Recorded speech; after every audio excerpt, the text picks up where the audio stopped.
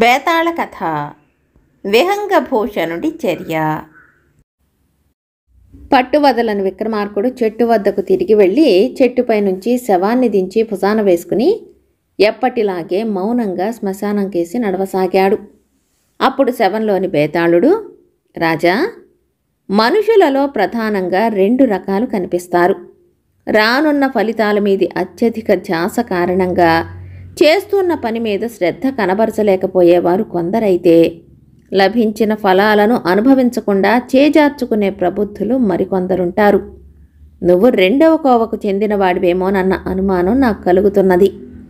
నీకు తగు హెచ్చరికగా ఉండేందుకు సమయస్ఫూర్తితో యుద్ధం చేసి విజయం సాధించినప్పటికీ విజయఫలాన్ని పూర్తిగా ఆస్వాదించలేకపోయినా విహంగభూషణుడనే రాజు కథ చెబుతాను, శ్రమ తెలియకుండా విను అంటూ ఇలా చెప్పసాగాడు. వరాహగిరి, కూర్మగిరి ఇరుగు పొరుగు రాజ్యాలు. వరాహగిరి రాజు విహంగభూషణుడు ప్రజాక్షేమమే ధ్యేయంగా భావించి రాజ్యపాలన సాగించేవాడు. అందువల్ల ప్రజలు ఎలాంటి కొరత లేకుండా సుఖశాంతులతో జీవించేవారు. కూర్మగిరి పాలకుడు ఫణిధరుడు భోగలాలసుడు.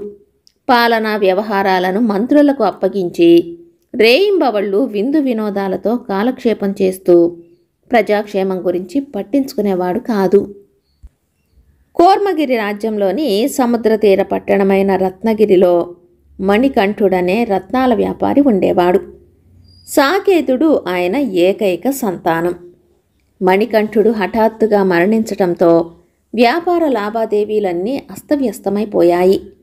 రావలసిన బాకీలను వసూలు చేసుకునే సమర్థత, చెల్లించవలసిన బాకీలను తీర్చే స్తోమత లేకపోవటంతో యువకుడైన సాకేతుడు చిక్కుల్లో పడ్డాడు.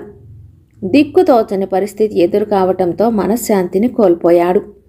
ఒక పున్నమి రాత్రి సాకేతుడు నిద్రపట్టక సముద్ర తీరాన ఆలోచిస్తూ కూర్చున్నాడు. ఆ సమయంలో సముద్రం నుంచి ఒక అందమైన యువతి వెలుపలికి రావటం చూసి ఆశ్చర్యపోయాడు. ఆమె తిన్నగా అతన్ని సమీపించి, నేనొక జలకన్యను, నా పేరు హిమిక. క్షీరేంద్రుడనే యువకుడు నేను ప్రాణానికి ప్రాణంగా ప్రేమించుకున్నాం. కొత్త కొత్త ప్రాంతాలు చూసి రావాలన్న కోరికతో 3 నెలల క్రితం వెళ్ళిన క్షీరేంద్రుడు ఇంతవరకు తిరిగి రాలేదు. ఒంటరితనం భరించలేక అతన్ని వెతుక్కుంటూ వచ్చాను. భూమి మీది వింతలు విశేషాలు చూడాలని నాకు ఎప్పటినుంచో కోరికగా ఉన్నది. అలా తిరిగి చూసేటప్పుడు క్షీరేంద్రుడు తారసపడినా పడవచ్చు. నాకా సాయం చేయగలవా అని అడిగింది. నీకా సాయం చేయటానికి నాకు అభ్యంతరం లేదు. అయితే అంతకు ముందు నేను కష్టాల నుంచి గట్టెక్కడానికి నీ సహాయం నాకు చాలా అవసరం. అది నువ్వు చేయగలవా అని అడిగాడు సాకేతుడు. ఏమిటది అని ప్రశ్నించింది హిమిక.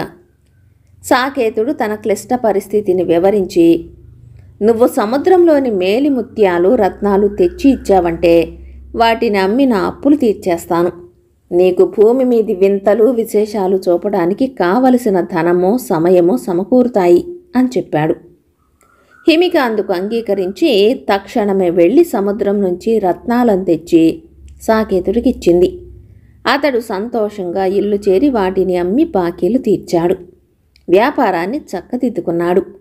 హిమికకు తన ఇంట్లో ఆశ్రయం కల్పించి సకల సదుపాయాలు సమకూర్చాడు. పట్టణంలోనూ చుట్టుపక్కల ప్రాంతాలలోనూ జరిగే నృత్య, నాటక ప్రదర్శనల వంటి వినోద కార్యక్రమాలను చూపటానికి ఆమెకు తోడుగా తగిన యువతులను ఏర్పాటు చేశాడు. అలా ఒకనాడు హిమిక యువతులతో కలిసి ఒక ఇంద్రజాల కార్యక్రమాన్ని తిలకిస్తూ తన్ను తాను మరిచి కిలకిలా నవ్వింది. ప్రక్కనే నిలబడి మారువేషంలో అదే కార్యక్రమాన్ని చూస్తున్న రాజు ఆమె కేసి తిరిగి చూసి ఆమె అపురూప సౌందర్యానికి పరవశం చెందాడు. ఆమెను తన సొంతం చేసుకోవాలని అప్పటికప్పుడే రాజభవనానికి తరలించమని భటులను ఆదేశించాడు. హిమిక రాజభవనంలో అడుగుపెట్టగానే ఎదురు వచ్చిన మణిధరుడు, నా మనసు దోచిన సౌందర్య రాశికి స్వాగతం. నన్ను వివాహమాడితే పట్టమహిషిని చేస్తాను. నా కోరిక మన్నిస్తావు కదూ అన్నాడు. మహారాజా, కుసుమం వికసించాలంటే కొరడా ఝళిపించవలసిన అవసరం లేదు. అధికార బలంతో అన్నిటినీ సాధించగలమనుకోవటం పొరపాటు. నన్ను వివాహమాడిన మరుక్షణం మీరు కూడా జలచరంగా మారిపోగలరు అని హెచ్చరించి తన గురించిన వివరాలు తెలియచేసింది హిమిక. ఆమె హెచ్చరిక విని వెనకడుగు వేసిన మణిధరుడు కొంతసేపు మౌనంగా ఆలోచించి, అపురూప సౌందర్యవతివైన నిన్ను వదిలిపెట్టే ప్రసక్తే లేదు అంటూ ఆమెను గృహ నిర్బంధంలో ఉంచమని భటులను ఆజ్ఞాపించాడు. రాజు మూర్ఖత్వానికి దిగ్భ్రాంతి చెందిన హిమిక భూమి మీద అందమైన దృశ్యాలు, వింతలు, వినోదాలతో పాటు ఇలాంటి కష్టాలు కూడా ఉంటాయని ఊహించలేకపోయినందుకు తనను తాను నిందించుకుంటూ కాలం గడపసాగింది. ఇలా ఉండగా అక్కడ సముద్రంలో దూర ప్రాంతానికి వెళ్లిన క్షీరేంద్రుడు స్వస్థలానికి తిరిగి వచ్చాడు. హిమిక తనను వెతుక్కుంటూ భూమి మీదికి వెళ్ళిందని తెలియగానే అతను మానవ రూపంలో భూమి మీదికి వచ్చి పల్లెలు, పట్టణాలు పట్టి తిరుగుతూ ఆమె కోసం వెతకసాగాడు. ఎట్టకేలకు క్షీరేంద్రుడు సాకేతుడి ద్వారా హిమిక ప్రస్తుతమున్న చోటు తెలుసుకుని రాజును దర్శించి, మహారాజా, నేను క్షీరేంద్రుడనే జలచరాన్ని. నా ప్రియురాలు హిమిక తమ నిర్బంధంలో ఉందని తెలిసింది. ఆమె ఏదైనా అపరాధం చేసి ఉంటే ఆమె తరఫున నేను క్షమాపణ చెబుతున్నాను. కరుణతో ఆమెను విడుదల చేసి నాతో పంపండి అని వేడుకున్నాడు. రాజుకు ఏం చెప్పాలో తోచక మంత్రికేసి చూశాడు. మంత్రి, క్షీరేంద్ర, రాజ్యంలోని సకల చరాచర సంపదలు మహారాజుకు సొంతం. ఇందులో మనుషులు, భూచరాలు, జలచరాలు అంటూ మినహాయింపులు లేవు. మహారాజు అధికారాన్ని అధిక్షేపించే హక్కు ఎవరికీ లేదు అన్నాడు. మహారాజు అధికారాన్ని నేను ఆక్షేపించటం లేదు మంత్రివర్య.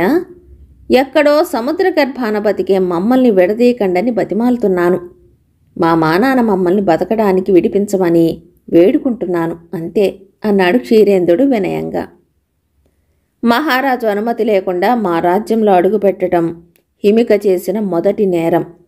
ఆ నేరానికి శిక్షించే హక్కు మహారాజుకున్నది. అయినా ఇంతగా వేడుకుంటున్నావు కనుక మహారాజు అనుమతితో నీ ప్రార్థన మన్నించడానికి చిన్న నిబంధన విధిస్తున్నాను అన్నాడు మంత్రి. ఏమిటో సెలవివ్వండి అన్నాడు క్షీరేంద్రుడు ఆతృతగా. మీ నివాస స్థానమైన సముద్రం రత్నాకరం కదా. సముద్ర గర్భంలో రత్నాల రాసులు ఉంటాయి. 1,00,000 రత్నాలు తెచ్చి ఇచ్చావంటే నీ ప్రియురాలిని విడిపించటానికి మహారాజు అంగీకరించగలరు అన్నాడు మంత్రి. రాజు ఆమోద సూచకంగా తల పంకించాడు. క్షీరేంద్రుడు మంత్రి నిబంధనను తలదాల్చి సముద్రానికి వెళ్లి రత్నాలను ఒక్కొక్కటిగా సేకరించి తెచ్చివ్వటం మొదలుపెట్టాడు. వివిధ రాజ్యాలలో వాటిని విక్రయించిన ధనంతో రాజుగారి ఖజానా నిండసాగింది. రాజు ఆ ధనాన్ని ప్రజోపయోగ కార్యక్రమాలకు వినియోగించకుండా స్వార్థ సుఖాలకు ఉపయోగించసాగాడు. మరికొన్నాళ్లకు రాజ్య విస్తరణ కాంక్షతో దూర ప్రాంతాల నుంచి ఆయుధ సేకరణకు పూనుకున్నాడు. చారుల ద్వారా ఈ సమాచారం వరాహగిరి రాజు విహంగభూషణుడికి అందింది. క్షీరేంద్రుడు తెచ్చి ఇస్తున్న రత్నాల కారణంగా కోర్మగిరి ఆర్థిక పరిస్థితి బాగుపడటమే కాకుండా సైనిక బలంలో కూడా పుంజుకుంటున్నదని తెలియగానే విహంగభూషణుడు కోర్మగిరిని ముట్టడించాడు. ఈ ఆకస్మిక పరిణామానికి మణిధరుడు దిగ్భ్రాంతి చెందాడు.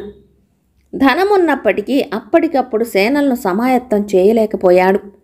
వరాహగిరి సేనలను కోర్మగిరి సేనలు ధీటుగా ఎదుర్కోలేకపోయాయి. యుద్ధంలో విహంగభూషణుడు కోర్మగిరి రాజు మణిధరుణ్ణి, అతని మంత్రిని హతమార్చి కోర్మగిరిని స్వాధీనం చేసుకున్నాడు. హిమికను విడిపించి క్షీరేంద్రుడికి అప్పగించి స్వేచ్ఛగా వెళ్ళమన్నాడు. వాళ్ళు చేతులు జోడించి, తమ మేలును జన్మాంతం మరిచిపోము. మేము చేయగల సాయం ఏదైనా ఉంటే ఆజ్ఞాపించండి, శిరసా వహిస్తాం అన్నారు. నాకు ఎలాంటి సాయమో వద్దు, హాయిగా వెళ్ళిరండి అంటూ ఆప్యాయంగా సాగనంపాడు విహంగభూషణుడు. బేతాళుడు ఈ కథ చెప్పి, రాజా, అన్నాళ్లు మైత్రీ సంబంధాలు నేర్పిన కోర్మగిరి రాజ్యంపై విహంగభూషణుడు హఠాత్తుగా ఎందుకు దండెత్తాడు? కోర్మగిరి సిరి సంపదలు చూసి ఈర్ష్యకు లోనై యుద్ధానికి పూనుకున్నాడా? లేక జలచరాల ద్వారా తాను సంపదలు సమకూర్చుకోవాలని ఆశించాడా? అలాంటప్పుడు అవి స్వయంగా సాయం చేస్తామన్నప్పటికీ వద్దని వాటిని వదిలిపెట్టడం అనాలోచ కృత్యం కాదా? ఈ సందేహాలకు సమాధానం తెలిసి కూడా చెప్పకపోయావో నీ తల పగిలిపోతుంది అన్నాడు. అందుకు విక్రమార్కుడు, దుష్టుడైన కోర్మగిరి రాజు మణిధరుడు అన్నాళ్ళు బలహీనుడు కనుక అతడి వల్ల వరాహగిరికి ఎలాంటి ముప్పు వాటిల్లలేదు. కానీ ఇప్పుడు ఆయుధాలు సేకరిస్తూ సైనిక బలాన్ని పెంచుకుంటున్నాడు. ఏ క్షణంలోనైనా దాడి చేయవచ్చు. దుష్టుడు బలవంతుడైతే పరులను హింసించకుండా ఊరుకోలేడు. అలాంటి అపాయాన్ని గ్రహించి అతడు దాడి చేయకముందే అతన్ని తుదముట్టించటం తన రాజ్యానికి, కోర్మగిరి ప్రజలకు శ్రేయస్కరమని భావించటం వల్లే విహంగభూషణుడు కోర్మగిరిపై హఠాత్తుగా దాడి జరిపాడు. జలచరాల ద్వారా సంపదలను పెంచుకోవాలనే కోరిక విహంగభూషణుడికి లేదు. ఎందుకంటే శ్రమ పడకుండా అయాచితంగా లభించే సంపదలు అనర్థదాయకాలు. పైగా వరాహగిరి, కోర్మగిరి సహజంగానే ప్రకృతి వనరులు సమృద్ధిగా గల రాజ్యాలు కనుక అదనంగా సంపదల అవసరం లేదు. హిమిక, క్షీరేందులు గాఢంగా ప్రేమించుకుంటున్న ప్రేమికులు, పైగా ఎక్కడో స్వేచ్ఛగా జీవిస్తున్న జలచరాలు. స్వార్థం కోసం వాటిని విడదీసి వేధించటం అమానుష కృత్యం. రాజు అన్నవాడు తన ఏలుబడిలో ఉన్నవారిని కాపాడటానికి ప్రయత్నించాలే తప్ప వేధించకూడదు. ఇవన్నీ ఎరిగిన విజ్ఞుడు, ధర్మబద్ధుడు అయిన రాజు గనుకనే విహంగభూషణుడు జలచరాలను వెంటనే విడుదల చేసి తన ధర్మపాలనను కోర్మగిరికి సైతం విస్తరింపచేశాడు అన్నాడు. రాజుకు ఈ విధంగా మౌనభంగం కలగగానే బేతాళుడు శవంతో సహా మాయమై తిరిగి చెట్టెక్కాడు. కథ కంచికి మనమింటికి.